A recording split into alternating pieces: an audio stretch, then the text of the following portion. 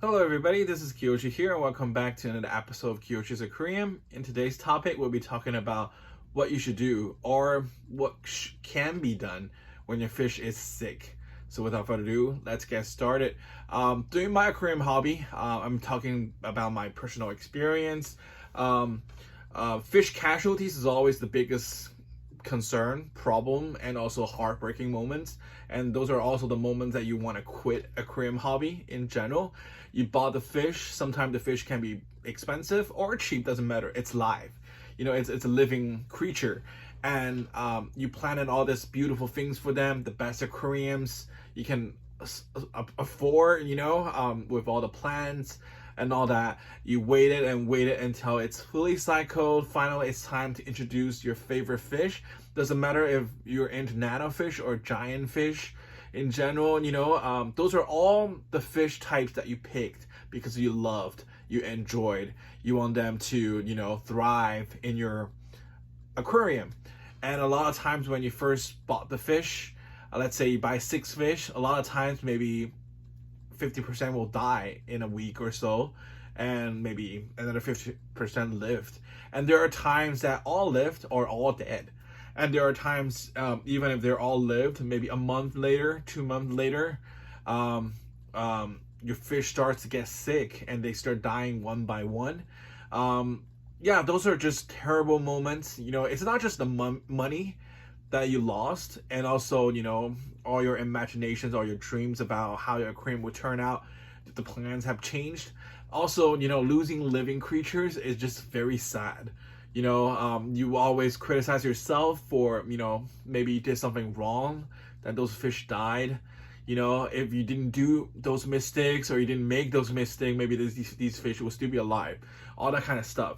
And throughout aquarium hobbies, I'm sure people will experience deaths and casualties in fish, and also maybe experience some fish problems. For example, if you're a betta fish keeper, you definitely have seen fin rots here or there.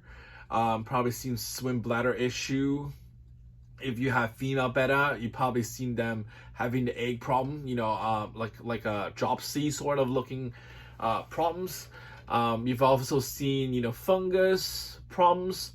Those are all very common for betta fish, especially if you're getting it from like a bad breeder. A lot of times these fish may not show their issues right away. Sometimes they show right away. Sometimes they might not show right away, but maybe a month, 2 months later, those symptoms start to show. And also, if you have other fish in general, you might see them losing oxygen, always coming to the surface, grasping oxygen. That's usually a very alarming, bad sign that your fish needs attention. Something is wrong in your water columns or with the fish. And the other very common fish disease is ick. I think most of people keeping fish have experienced ick. Explosion in one of those days. When these things happens, what you should do and what needs to be done are very crucial. A lot of people will go straight to medicine, try to medicate the tank with those medicines to treat the illness. Some people will take the fish out, put them in a quarantine tank or smaller tanks, and then treat them with aquarium salt. Or some people have done aquarium salt plus whatever medication that you're gonna do. But for me, from my experience, the number one most important thing that you need to do, regardless of what kind of illness your fish is having, is water change. You need to do daily water change, at least 25 to 50%. If you have spare tanks, of course, you should remove the sick fish to that quarantine tank, newly set up quarantine tank, and do your 50% water change on a daily basis. Because believe it or not, water changes, clean water, are the most important factor to healing your fish. It's more important than adding salt. Aquarium salt, adding medication to the water. Providing clean water and then also feed them with the best quality food possible definitely will boost up their immune system. when they are more stronger with more strength, of course they will have more chances of fighting off those disease. So yeah, number one thing that I want to recommend, and I think everyone should do, is definitely keep the water clean and do your daily water changes when you see your fish are sick, even if it's ache problem. Just those medication to treat ache sometimes can cause even more casualties. A lot of fish do not get adjusted to those medication; they're just gonna die. Maybe you're gonna lose 30% to 50% of fish. Whereas maybe you don't do medications and just do a lot of water changes. Probably from my experience, all right, I have tried in my past, in my experience, I've done water changes only when my fish got sick or happened with ache, or I've also tried to do those medications. Just from my experience, changing the water alone kind of works better than adding medicine or adding aquarium salt to your aquarium to fight those disease.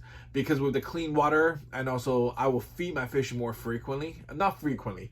If I used to feed them maybe once a day, I will feed them twice a day. Of course, do not overfeed. You don't want the water that you just clean to be messy again, but try to feed them just maybe one extra meal, or feed them a variety of food that you usually don't feed them. For example, I usually may only feed them pellets.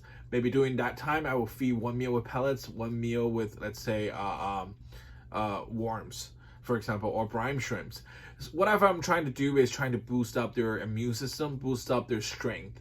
When they're stronger, when they're healthier, or when the water is clean, they're taking good food, they have better chances of fighting with those diseases.